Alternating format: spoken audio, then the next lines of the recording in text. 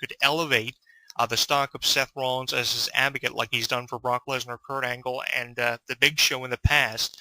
And it would definitely do Seth Rollins an incredible amount of justice because it would get a lot of people talking about Seth Rollins, as many of Heyman's climates in the past have been talked about. And that's what Seth Rollins needs, especially if he's going to be champion for, let's say, the next 6 months. But him feuding with Brock Lesnar at least gives Brock Lesnar something to do when Lesnar comes back. Suspension, did I agree with how Lesnar was suspended in the fallout of WrestleMania 31? Not really. They were teasing a rematch for the championship with Seth Rollins and Brock Lesnar on Raw. That was allegedly supposed to have been the main event of Raw. In the fallout of WrestleMania 31, Lesnar snaps, which you would expect Lesnar to do after he lost the championship without even having to be pinned in the triple threat match, which he did have an obvious legitimate point that he had to make, and he made it by F5ing Michael Cole and tipping over the announcer table on Booker T and JBL. He made that point. He intimidated Stephanie, and Stephanie gave him his rematch, but we don't know when Lesnar is going to be getting it, which is why I say with Lesnar resigning, with the company goes a lot of unpredictability, and if Lesnar will remain away from the MMA still remains to be seen, even though he said he's closed the door on the MMA. Now, obviously, a stomach injury is prohibiting Brock Lesnar from competing inside of the octagon. He knows that, and he knows if he goes back to the MMA, he could re-injure his stomach and end both his professional wrestling and MMA career entirely, so he's trying to stay away from it. But will he remain true to his commitment and his statement on SportsCenter that he had closed the door on the MMA? There was rumors of Brock Lesnar for a while going back to the MMA in the fallout of WrestleMania 31, and the match at WrestleMania with Reigns was supposed to have been his final match on his contract. Obviously, it was, with Lesnar re-signing for an additional few years. The highest amount of time that a wrestler can re-sign with the WWE is an additional 5 years. And from what I understand, Lesnar has signed one of the biggest deals ever that's been dealt out to a wrestler in years. Over 5 years, he's going to be making millions. It's amazing. Remember that deal that Bret Hart signed back in the 90s to make $3 million per 3 years, with WWE to make $9 million? That's an amazing offer that was extended to Bret Hart by Vince McMahon, and I would assume a bigger deal has even been extended to Brock Lesnar, and he's taken full advantage of that opportunity. One of the biggest and most highly paid contracts ever given to a professional wrestler has been given to Brock Lesnar, and he's obviously taking advantage of that opportunity, which is why I'm expecting to see a lot done with Brock Lesnar in the fallout of WrestleMania 31. Another thing that I wonder about is what has been promised to Brock Lesnar in this contract: an additional reign as WWE World Heavyweight Champion. Is he going to be one of the only and one of the first few to actually have more than one reign as WWE World Heavyweight Champion? Because it seems to me like if you're given the WWE World Heavyweight Championship, you're given it once and you're just tested out to see how you fare with fan response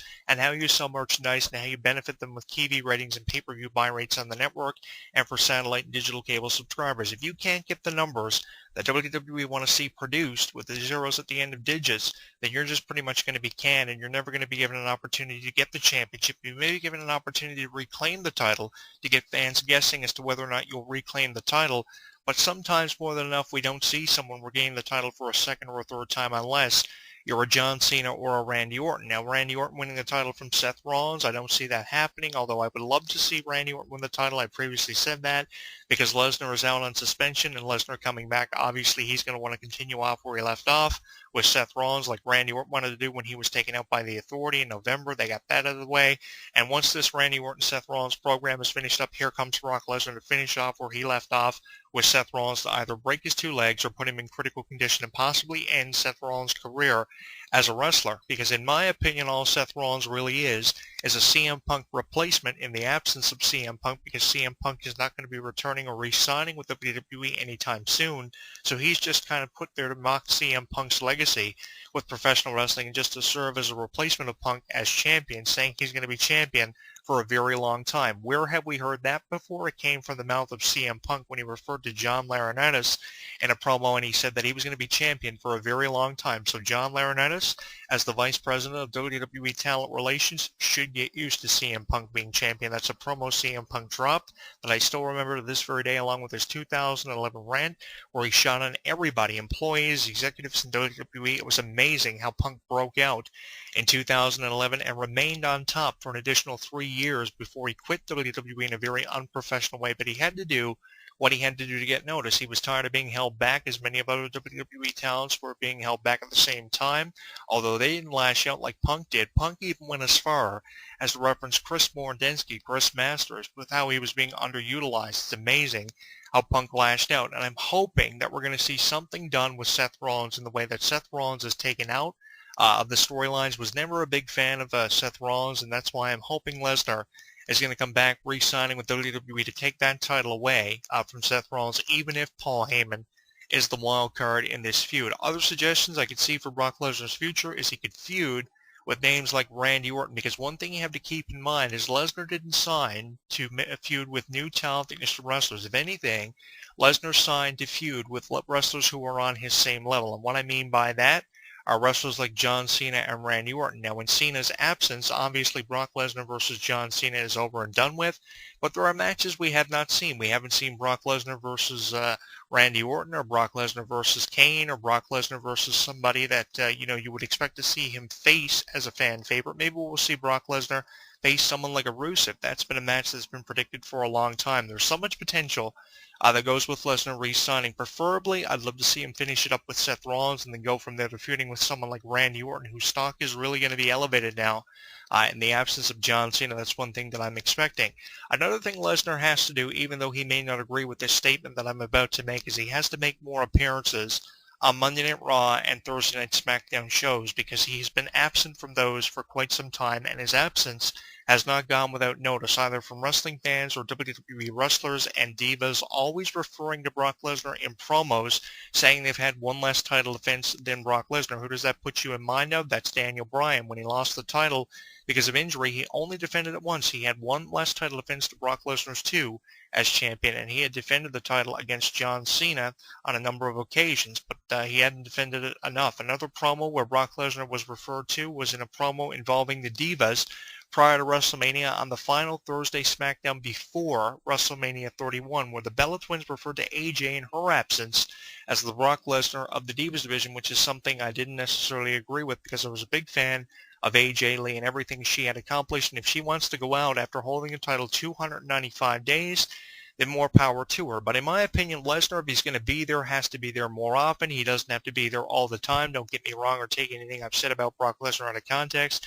But he definitely has to be there more, especially if he's going to be a 2 or a 3-time champion, because without him being there more often, having him being champion, his purpose is completely defeated if they never give him a more opportunity to be on television. He has to do that, because without him being there, his purpose of being champion is totally defeated and totally pointless. If you're champion, at least have a commitment to your career and a commitment to fans and show up there more, especially if you said you wanted to be fair and fans in your interview on SportsCenter. The best way of being fair to fans, I've always believed, is to be there, especially if you're a champion, because if you're there as champion, you're there on the house shows, you're there on the live shows of Raw, you're there for the TV tapings, you're working a lot, yes, like a John Cena, working about 364 days of a 365-day year per se, just for argument's sake.